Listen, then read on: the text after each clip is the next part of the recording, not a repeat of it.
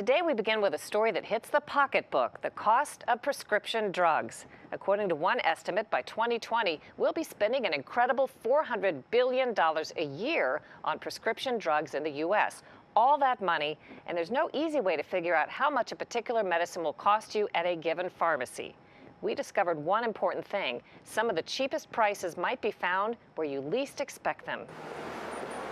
The Skandarian family has been in the pharmacy business for about 80 years. Today, Joe and his brothers operate Skandarian Apothecary in Cambridge, Massachusetts. We have the same pharmacists that have been working here, some of us for 20 or 30 years. And of course, some of the patients go back to my grandfather. And so we see multi-generations, so we really do get to know them. Even with all that history, he has a hard time answering one of the most perplexing questions in modern medicine. How are prescription drugs priced? Pricing in the pharmacy industry, it would take more time than we would ever have to cover in an afternoon. And it really does take a book to go over how convoluted it is. We wondered if the pharmaceutical industry could explain it simply, so we asked their trade group, Pharma, to explain how medicine is priced. They declined to be interviewed, but sent us this video. First, the drug company sets the price, but they don't sell directly to patients. They sell to drug wholesalers who then resell to pharmacies where you buy them, usually paying a small copay, instead of the actual price of the drug. Where it really gets complicated is when it comes to the mysterious middlemen between the drug makers and the pharmacies. Giant companies called pharmacy benefit managers.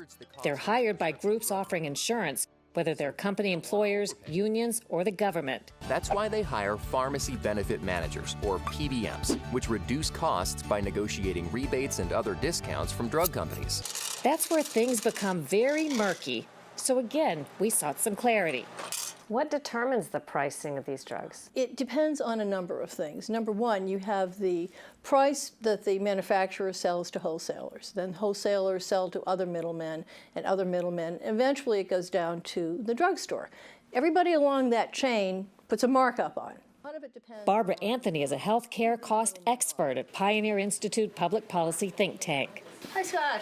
She and her Boston-based team conducted a survey to figure out how to get the best prescription drug prices. The Roxbury store? It's impossible to answer for every insurance plan, but with more people paying out of pocket for their medicine, they started by asking about cash prices. We chose 44 pharmacies all around the state of Massachusetts. We called. We pretended to be consumers who were self-pay. We wanted to make that clear. We're paying cash on the barrelhead here.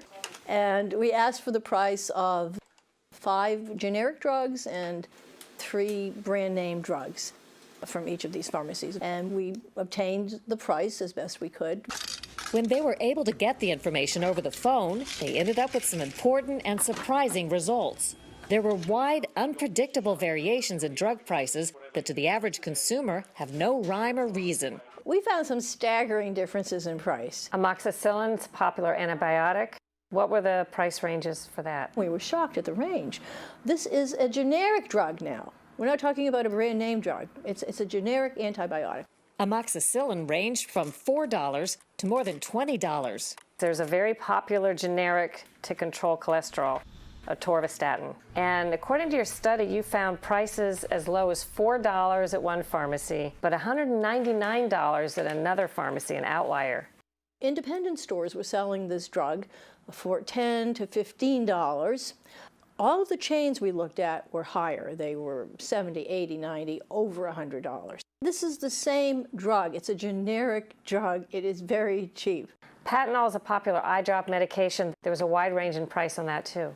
Patanol range was just all over the place. It's a very popular drug for allergies and things of that nature and relieves eye discomfort. And we found that the price ranged from like $65 to $345. Other findings, prices varied the most among generics, not brand name drugs. Drugs often cost more at stores in pricey neighborhoods due to overhead, and big chains didn't always offer the best deal. The idea that chains are always cheaper than independents just isn't true. Plenty of independents sell drugs below the price that chain pharmacies sell them, and so it really does pay for consumers to pick up the telephone and call the independents. And what we found is that the independents do give you the price on the phone. And just because one drug is cheaper at a store doesn't mean all of its drugs cost less. In Pioneer Institute's survey, a Walgreens had one of the lowest prices for amoxicillin, but another Walgreens had the highest price for Patanol eye drops. Anthony says online coupons and discount plans are critical to shaving off cost, but she advises avoiding ones that ask for fees or private information. You can save $40, $50, $60 sometimes by using these coupons. My advice, though, is be careful about which ones you choose. If they want a lot of personal information from you, they want money to join, red flag, stay away from that. As it turns out, the big chains offer lots of discount plans, but don't always make it easy to find out about them. Large chains can do a much better job of telling consumers that they accept discount coupons and that they have discount programs. There are no signs in these stores that let you know this, and I don't know how consumers are supposed to be aware of the fact that they can actually get discounts on their drugs. Here's what the Pioneer Institute survey found. CVS has a discount program for customers who self-pay, but it wasn't well advertised on its website. Customers have to ask for it in person and have the cashier ring up the drug to find out the price. Target phased out its generics for $4 discount when CVS acquired their drugstore operations in 2015. Now Target is under the CVS discount program.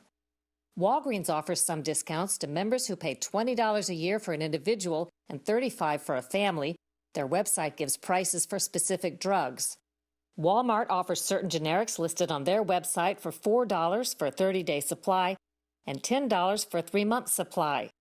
And Rite Aid has a free RX savings program that offers discounts for certain generics listed on their website. One more tip you may not have thought of. You might be able to haggle over price at independent pharmacies. We found that independent drugstores offered to match price.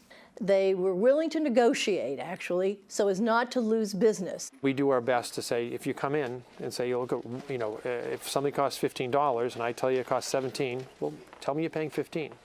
I'd rather get paid $2 less and get the business and have you come in. A final note, at some pharmacies, even if you have prescription drug insurance, a medicine can actually cost you less out of pocket if you don't use the insurance. So be sure to ask for the self-pay price too.